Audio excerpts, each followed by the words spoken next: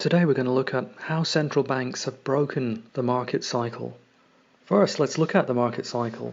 What is it? Well, have a look at the chart here. We start with smart money. They always get in early and they buy below mean. Moving on, institutional investors come in and they're buying early too. And when the price starts to rise, it gets media attention and then the public come in. Price rises because there's a stampede of FOMO, fear of missing out, to buy this particular asset, and greed takes over, delusion, and then we hit the top, new paradigm.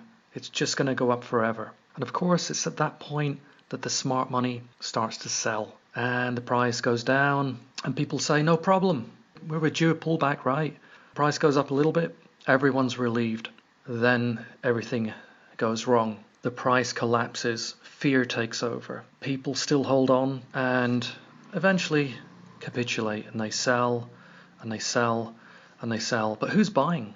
Well, when we get down to the mean, then the smart money buys again and the cycle repeats itself. Now let's look at the current situation, and this chart can apply to almost any country. Not just the USA, but any European country, as the ECB have expanded their balance sheet, just like the Fed have in America. Pretty much every Western country I can think of has crashed their interest rates down to near zero or below zero.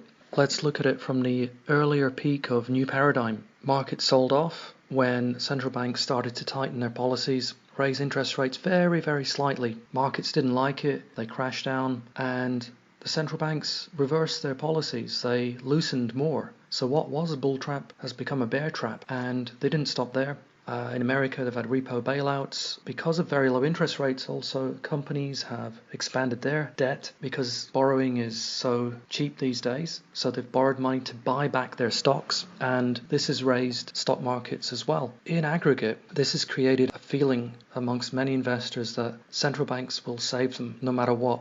They will not let their market crash. And this just compounds the idea that prices can only ever go up. The problem with artificially boosting a stock market is that you're not going to get a typical crash when a crash occurs. If we look at the old market cycle again, that's what you would expect. But now we're so far above fair value that what goes up has to come down back to fair value. That is what creates the cycle in the first place. Smart money buys very close to mean or even below mean, and they sell to the dumb money at the top. That's how they make their money. And the people at the top, they only hear about the market when it's absolutely flying, and so they buy into it way too late. That is a typical cycle. But now that cycle's broken through central bank intervention, and so markets have been inflated, grotesquely so.